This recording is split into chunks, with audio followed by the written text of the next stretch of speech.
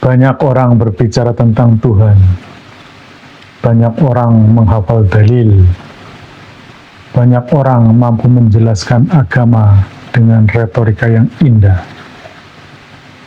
Tapi satu pertanyaan mendasar jarang diajukan. Apakah memahami konsep tentang Tuhan sama dengan mengenal Tuhan? Inilah akar krisis spiritual manusia modern. Agama akhirnya berhenti menjadi jalan transformasi dan berubah menjadi sekedar narasi, identitas, simbol, bahkan industri opini. Orang sibuk membahas cahaya, tetapi tidak pernah mengenal terang. Sibuk mendefinisikan Tuhan, tetapi tidak pernah tersambung kepadanya. Sibuk mengajak takwa, tapi tidak bisa praktek cara menjadi takwa. Tiap hari belasan kali minta ditunjuki ke jalan yang lurus, tapi faktanya tidak pernah ketemu Shirathul Mustaqim. Bahkan bersahadat pun yang katanya menyaksikan, faktanya tidak ada yang disaksikan. Dan semua merasa fine-fine saja. Dalam perspektif Tarekat Qadim, inilah the big problem agama hari ini. Bukan kurangnya informasi dan pengetahuan, tetapi the missing link, putusnya koneksi ruhani. Assalamualaikum warahmatullahi wabarakatuh. Kembali hadir Mbah Mun Ajat Karimullah, pengamput channel Tasawuf Ilmiah Eksakta yang tergabung dalam Majelis Zikir Tarekat Naqsabandiyah Khalidiyah Al-Mahdiyah Nusantara. Kami adalah pengamal tarekat arwah atau tarekat Qadim. Oleh karenanya, kami adalah pelaku spiritual, bukan seorang yang ahli bercerita tentang tasawuf. Dan kajian kali ini tentang praktek beragama. Karena agama kalau tidak dipraktekkan berarti fiksi. Fiksi adalah sesuatu yang secara empiris tidak bisa dibuktikan. Jangankan membuktikan tentang Tuhan, malaikat, surga, atau neraka. Bahkan sesuatu yang tiap hari disampaikan oleh para pendakwah, yang kebanyakan hanya sebuah cerita tanpa adanya pembuktian. Misalnya ajakan untuk bertakwa, untuk ikhlas, khusyuk. Tapi begitu ditanya bagaimana prakteknya, bagaimana metodologinya, cara untuk mendapatkannya, alat ukurnya apa, pasti tidak bisa menjawabnya. Karena yang dipahaminya sebatas lancar berdalil, fasih dalam menyampaikan ayat-ayat. Ya ayyuhalladzina amanu taqullah haqqa tuqatih wa la tamutunna illa wa antum muslimun. Wahai orang-orang yang beriman, bertakwalah kepada Allah dengan sebenar-benar takwa. Ayat tersebut seringkali disampaikan pada setiap khutbah Jum'ah, tetapi tidak pernah disampaikan bagaimana untuk menjadi orang beriman. Iman hanya sebatas pengakuan dari kita sendiri, apalagi menunjuki bagaimana menjadi takwa. Semuanya hanya sebatas narasi. Inilah yang harus kita bongkar, bahwa agama harus dapat dibuktikan. Agama harus mencapai pada level hakul yakin, karena ilmu yakin dan ainul yakin pasti tertolak. Saudaraku, kajian tentang ma'rifatullah selama ini sering terjebak pada wilayah filsafat, bahasa, teologi, konseptual, dan spekulasi intelektual. Akibatnya, ma'rifatullah dipahami hanya sebagai pengetahuan tentang Tuhan, pemahaman tentang sifat-sifatnya, atau pengalaman emosional yang abstrak. Padahal secara epistemologi dan ontologi, sebuah pengetahuan dianggap valid apabila memiliki objek yang jelas, memiliki metode untuk mencapainya, memiliki mekanisme verifikasi, dan menghasilkan manifestasi yang nyata. Masalahnya, banyak pembahasan agama hanya berhenti pada diskusi verbal tanpa metodologi pengalaman. Maka lahirlah generasi yang pandai menjelaskan agama, tetapi lemah, bahkan kosong secara ruhani. Hafal konsep tauhid, tetapi tidak bisa menyatukan agama-agama langit.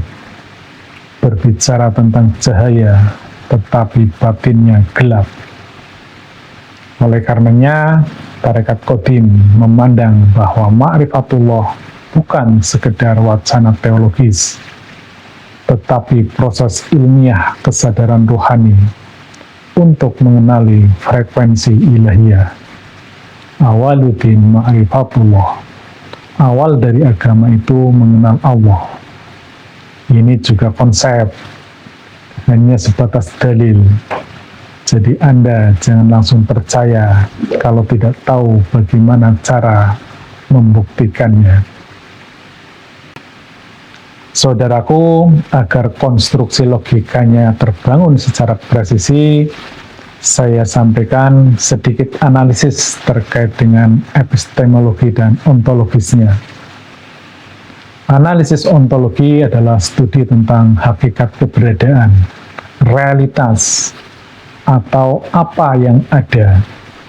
Sementara analisis epistemologi adalah teori pengetahuan yang membahas cara memperoleh batasan, sumber, dan validitas pengetahuan tersebut. Intinya bagaimana tahu tentang hal tersebut. Baiklah, kita mencoba mengenal Tuhan dalam perspektif epistemologi.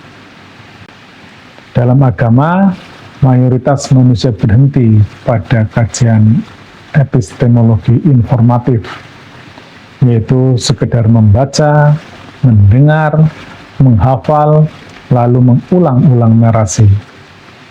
Pengetahuan jenis ini hanya menghasilkan representasi mental, bukan pengalaman eksistensial. Sebagai contohnya, seseorang bisa menjelaskan teori berenang secara sempurna, tetapi tetap tenggelam ketika masuk ke air, karena pengetahuan konseptual berbeda dengan pengetahuan eksperiensial. Begitu pula dalam agama, mengetahui ayat tentang Tuhan tidak otomatis mengenal Tuhan, karena ma'rifatullah bukan sekedar informasi, tetapi transformasi kesadaran. Secara umum, ada 3 level pemahaman epistemologi. Yang pertama, sebatas informasi. Biasanya seorang hanya tahu dalilnya apa dan sekedar menghafal tentang identifikasi dan deskripsi. Di level kedua, sudah lebih naik lagi, yakni memahami makna, filsafat, dan struktur ajarannya. Dan di level ketiga, sudah ada kesadaran ruhani, tetapi itu pun hanya sebatas pengetahuan. Sebagaimana ilmu tasawuf, orang bercerita tentang ma'rifatullah, tentang istilah-istilah dalam tasawuf, namun dia tidak mengalaminya. Itulah hakikatnya pemahaman di level epistemologi, hanya melahirkan pengetahuan. Oleh karenanya, kita ingat sebuah makalah masyhur para sufi. Jangan sembah namaku, jangan sembah sifatku, jangan sembah af'alku, dan jangan sembah zatku, tetapi sembahlah aku. Yang menjadi masalah, di mana kita dapat bertemu aku. Masalahnya, di mana Anda ketemu dengan aku yang mana dan seperti apa? Selanjutnya, dalam perspektif analisis ontologisnya, karena disinilah permasalahan agama pada umumnya. Ini adalah level eksistensial. Sehingga pertanyaannya, apa sebenarnya hakikat ma'rifatullah? Pada level ontologis, sudah membahas terkait hakikat keberadaan, apa yang benar-benar nyata, dan bagaimana sesuatu itu eksis, sesuatu itu ada.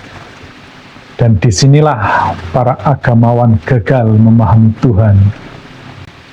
Oleh karenanya, ma'rifatullah sering dijelaskan secara abstrak, sebagai merasakan Tuhan, mengenal Tuhan, dekat dengan Tuhan, tetapi tidak dijelaskan mekanismenya, medianya, dan manifestasinya. Bagaimana metode dan caranya, tahapan prakteknya, alat ukurnya, pengujian hasilnya. Disinilah ma'rifatullah secara ontologi gagal dibuktikan, karena sesuatu yang nyata harus memiliki sistem, mekanisme, dan manifestasi. Saudaraku, disinilah Tarekat Qadim hadir untuk memberikan solusi yang memang selama ini belum pernah ada. Selama ini belum ada ilmu yang mampu menjelaskan spiritual dalam perspektif ilmiah eksakta. Bahwa semesta pada hakikatnya adalah realitas gelombang dan sifatnya gradatif dimensional.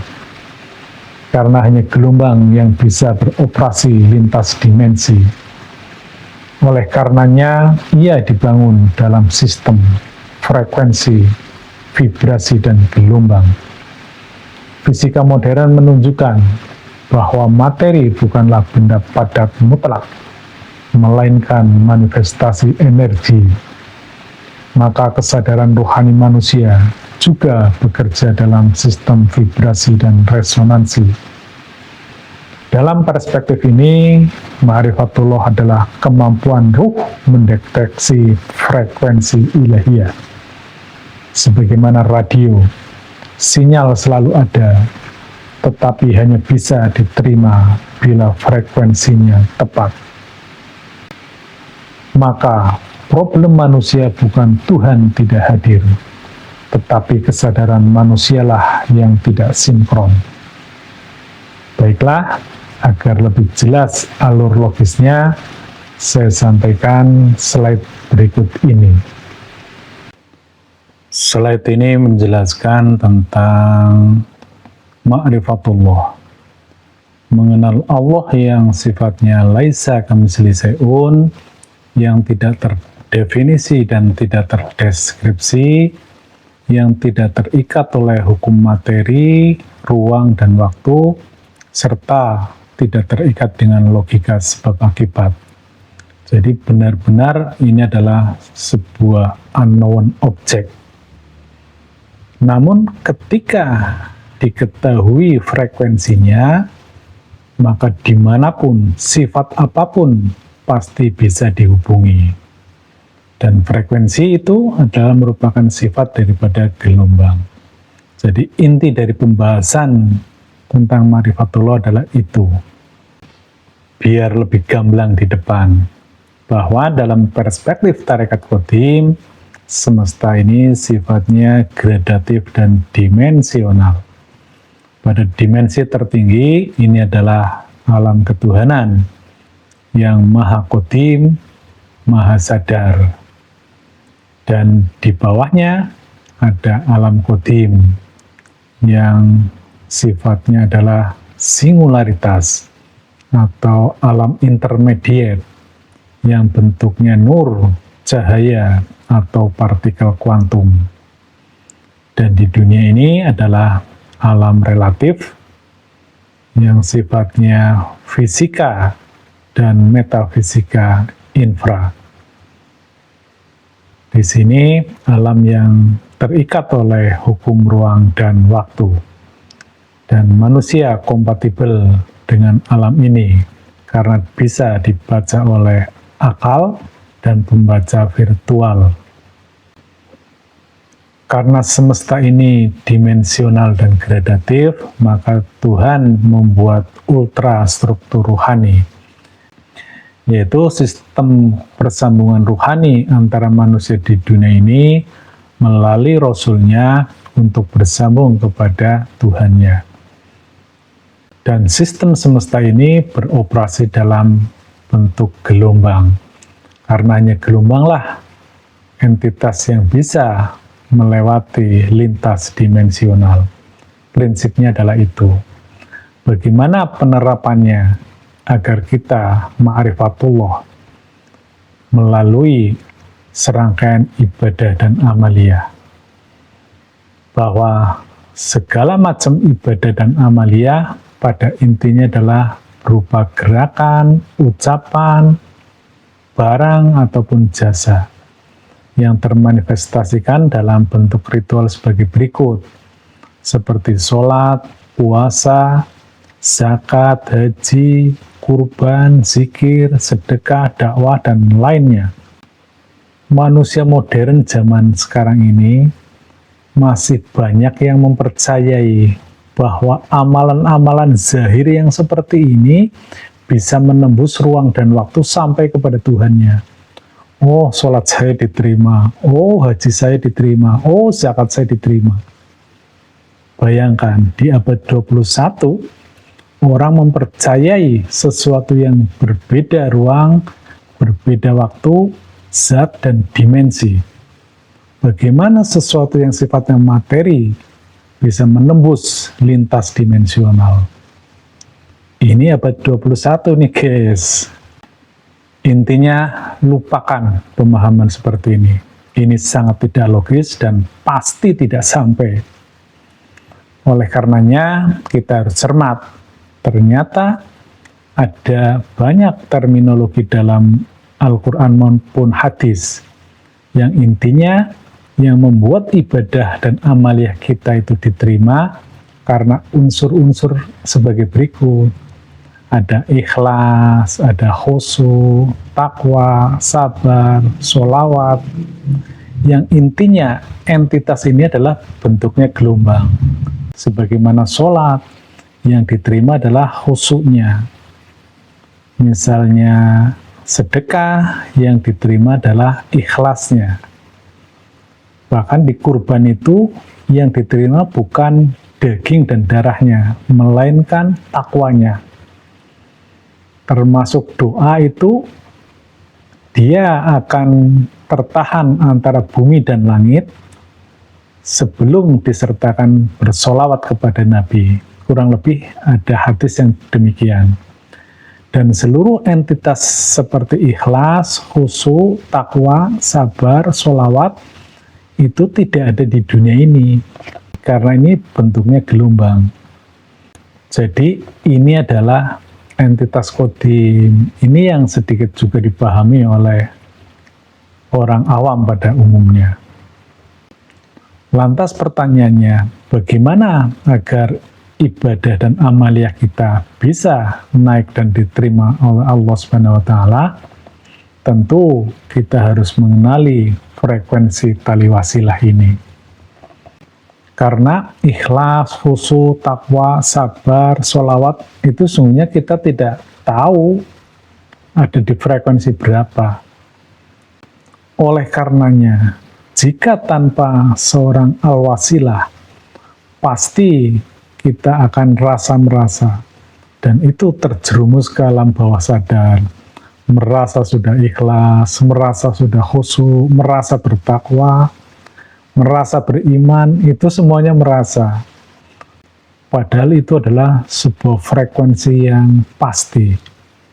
Oleh karenanya, dengan seorang pembimbing al-wasilah, seseorang bisa memahami frekuensi ini.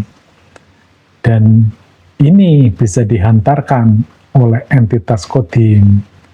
Dan dalam diri manusia ada entitas kodim, itulah ruh, yang berasal dari tiupan Allah.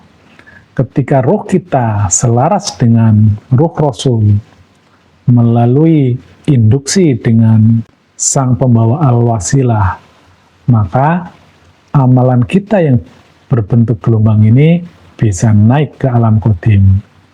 Ini bentuknya gelombang, bentuknya frekuensi ilahi yang termanifestasikan dalam ruh Rasul. Jadi seperti itu. Sekali lagi saya sampaikan, bukan ritual yang sifatnya zahir ini, sholat, puasa, zakat, haji, kurban, yang sampai ke Allah, yang melintasi dimensi. Ini tertolak. Melainkan seluruh ritual ini dikonversi menjadi gelombang dalam bentuk ikhlas, khusyuk, takwa. Dan kalau ini frekuensinya selaras dengan frekuensi tali wasilah, maka dia akan mengalir melalui ruhnya, melalui kesadaran qadim, melalui kesadaran atas sadar. Tetapi jika tidak mengenali frekuensi ruh Rasul, maka dia akan terdowngrade dalam frekuensi rasa merasa. Itulah yang namanya alam bawah sadar. Makanya di sini hanya isinya yang merasa yakin dan merasa saja, tetapi tidak pernah mengenali getaran ilahiyah tersebut. Bagi para pelaku perjalanan rohani, pasti akan memahami frekuensi ruh Rasul itu, karena dia in charge di dalam kesadaran kita. Saudaraku, dari perspektif epistemologi, bahwa agama tanpa pengalaman rohani hanya menghasilkan informasi, bukan transformasi.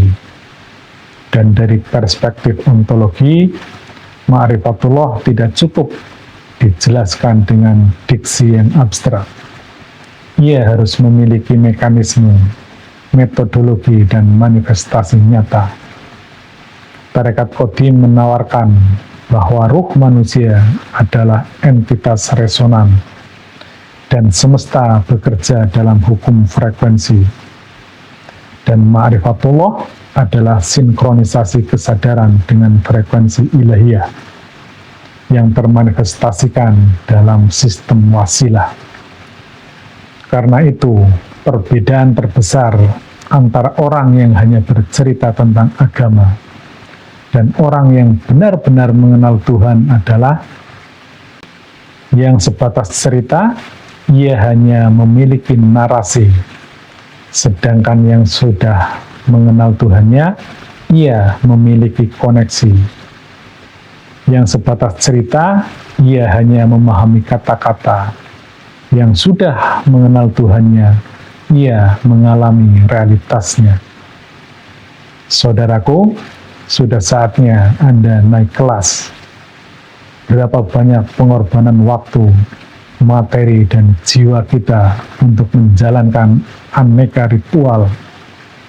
Sungguh kerugian yang nyata jika semua itu tidak dapat dibuktikan, tidak dapat bersambung dengan Allah. Anda masih stay tune di mode syariat bloko, beragama di alam bawah sadar. Silakan, ini adalah pilihan Anda. Demikian, mohon maaf sekiranya ada hal yang kurang berkenan dalam penyampaian ini. Billahi anta maksudi waridho kamatlubi. Wassalamualaikum warahmatullahi wabarakatuh.